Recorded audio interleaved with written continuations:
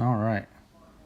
Today we are going to learn about square roots. In order to learn about square roots, we need to refer back to our squared numbers and our cubed numbers. So I'm going to go ahead and use this exact same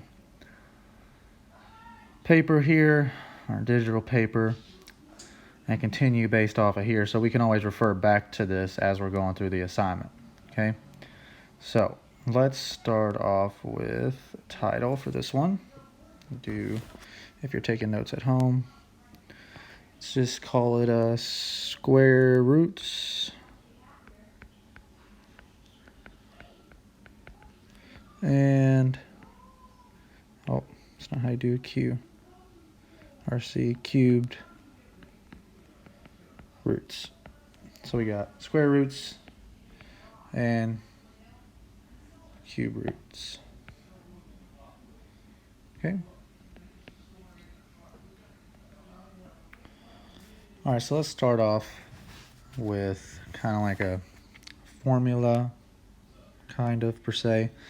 If I have a square root to any value, okay, to where whatever value is right here is some letter A, and my number that's inside my square root can also be expressed with an exponent of an A, then my answer would be X, that number that's in there. That's kind of difficult to understand, I know, so let's do a couple of examples and I'll show you exactly what I mean. So if I have, let's say, square root of 4. Square root of 4. Well, if you remember and recall from our squared numbers, you would remember that 4 is the same thing as 2 squared. 4 is the same thing as 2 squared. So wherever I see 4, I can replace it with a 2 squared. Now, since these two numbers are the exact same, they cancel each other out, and I'm only left with the number that's under the square root, which is a 2, and that's your final answer. All right, let's try another one. I'm going to do a few of these. Let's say I had square root of 9. Okay, square root of 9. Now, guys, also, if you see on your assignment, if you don't see a 2 right here in this little corner for your square root, if you don't see this 2 right here and there's nothing there, there's automatically understood that there's a 2 right there, okay? So if you don't see a 2, there's a 2 right there, okay? All right, so what is 9 the same thing as? 9 is the same thing as 3 squared. 3 squared. Don't believe me? Let's look back up here. This one right here. 9 is the same thing as 3 squared. Okay, so that's one we're using there. Okay, so I would go ahead and do the square root of 3 squared is equal to 3. Because I got a 2 here and a 2 here. Cancel each other out. All I'm left with is a 3. And I'm good to go. All right, let's try one that has a cube root. A cube root. So let's say I have, for example, cube root of 27. Well, 27 is the same thing as what if I'm looking at my cubes? Well, let's look up here. Try to find 27. 27 is right here. This one right here. Okay, it's the same thing as 3 cubed. So I can come back down here and I could say 27 is the same thing as 3 cubed. So now what I got to do is I have to say the cube root of 27, which is also the same thing as 3 cubed, is equal to 3. Why is it 3? Well, I got a 3 right here for my cube root, and I also have a 3 for my exponent. They cancel each other out.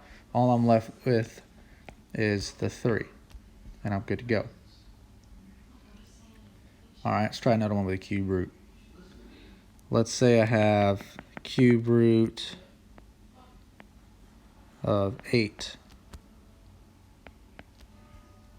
Well, first you got to take 8 and figure out what can I convert it to that has a exponent of a 3. If you look back up here at your cube numbers, 8 is the same thing as 2 cubed. 2 cubed. So the same thing as 2 cubed.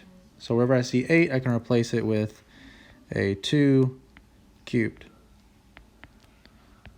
And we did that because now my cube root and my exponent of 3 will cancel each other out, and I'm left with a 2 as my final answer. Okay. Hopefully you kind of get that. If not, make sure you comment down below. But now we're also going to take square roots that are not perfect squares, and we are going to approximate their values. Okay. So I'll show you what I mean.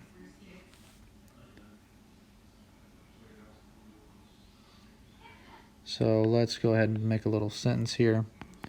If you do not have a perfect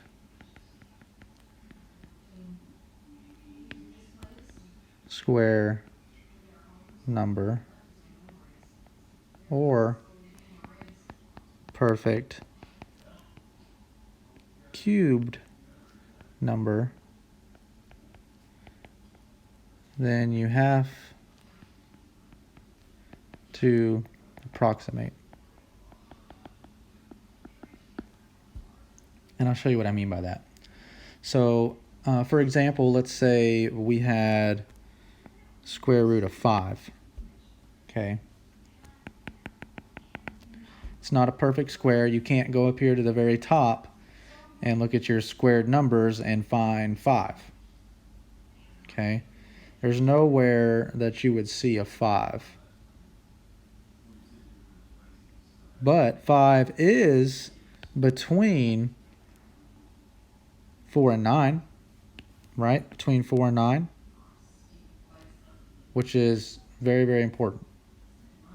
Okay, it's between 4 and 9. Okay, so let's go down here. Square root of 5. Let's see here. Let's write it like this. You have to find. So let me write out what you need to do. You need to find the perfect square number that's below and above. So what do I mean by that? Well, if I write down the square root of 5, I got to go backwards and find the perfect square that's below it. Well, if I go one more, I'd be at the square root of 4.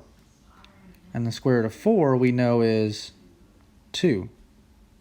So that's good information. We need to know that. That's a perfect square. If I go up, I keep going, I get square root of 6, square root 7, square root 8, square root 9. Well, square root of 9 we know is equal to 3. That's my next perfect square number that's above the square root of 5. So now, if the square root of 4 is 2 and the square root of 9 is 3, then 2.5 would be right in the middle. So 2.5 would be right here.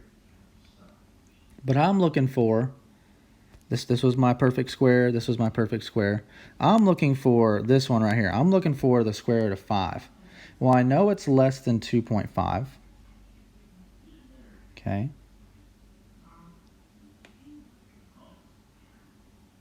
And I know that right here, if I cut this in half, this would be 2.25. So that means that the square root of 5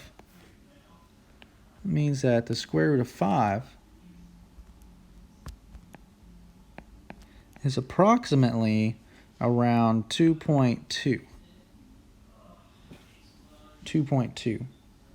So if I was to do that on a number line, per se, let's say that they asked you to put it on a number line or to tell you what dot on the number line is the square root of 5, it would look something kind of like this. Say this is the square root of 4, this is the square root of 5, here is a number that is 2.5, this is 2.25, and this is 2.75, okay? And they asked you, where is the square root of 5? Well, the square root of 5 would end up being somewhere right around here. This right here would be the square root of 5. Okay? Hopefully that makes a little bit of sense. I'm going to do a few more for you, so we got a good understanding what's going on, because this is pretty much what your assignment's going to be doing. Okay? So let's go to another example. Let's say I wanted to do not the square root of 5, but the square root of 12. Okay. Remember, you got to find the perfect square that's below it and the perfect square that's above it. So you have square root of 12. Got to go forward and backwards. Square root of 11. Square root 10. Square root 9. Well, the square root of 9 is equal to 3. It's a perfect square. Now we got to go forward, larger than the square root of 12. Square root of 13, square root of 14, square root of 15, square root of 16. Oh, okay, good. Square root of 16 is 4. Okay. It's perfect. We found the one that's below it. We found the one that's above it. And we also know that if we were to cut this line, these numbers in half, perfectly in half, right down the middle, that this number would be 3.5.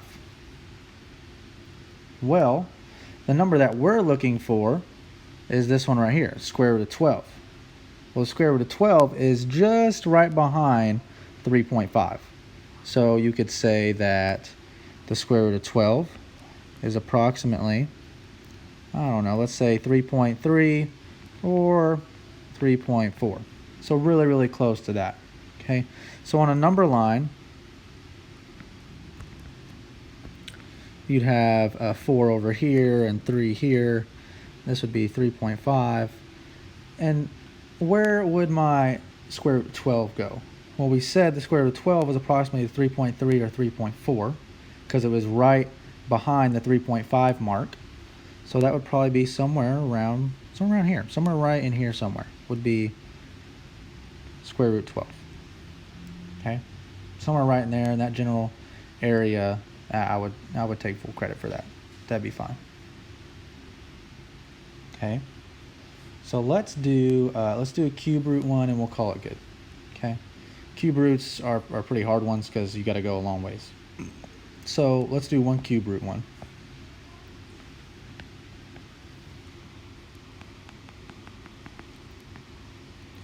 Cube root of, let's say, 15. Okay, well, what's the lowest cube that's below 15? So we're trying to get the cube root of 15, so let's go to the top up here. 15. 15 would be between 8 and 27, right? 15 is between 8 and 27, and those are my two perfect cubes, okay, where 15 would fall between. So let's start with the cube root of 8 and then go all the way up to 27. So we got the cube of 8. I'll go put the 3's in there at the end. And then 9, 10, 11, 12, 13, 14, 15, 16, 17, 18, 19, 20, 21, 22, 23, 24, 25, 26, and 27.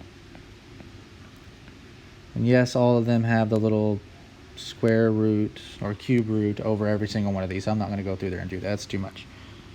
Okay, so all of these have, every single one of these has the cube root over it, okay? So just understand that, okay? The one that we're trying to find is this one right here, okay?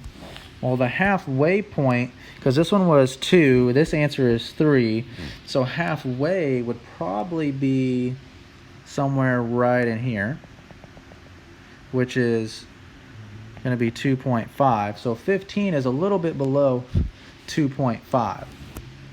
Okay, there's a lot of numbers in between here. So 2.25 would be somewhere right here.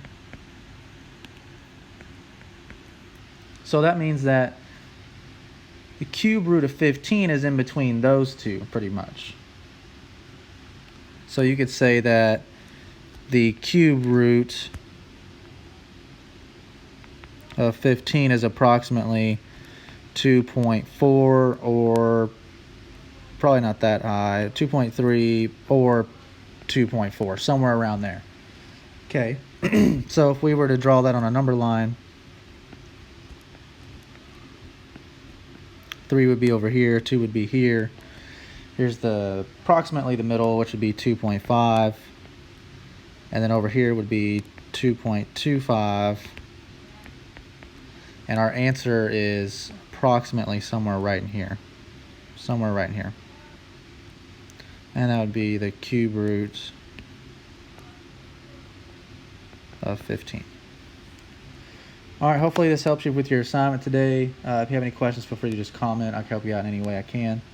Hope you all are staying safe and enjoying your time away from school.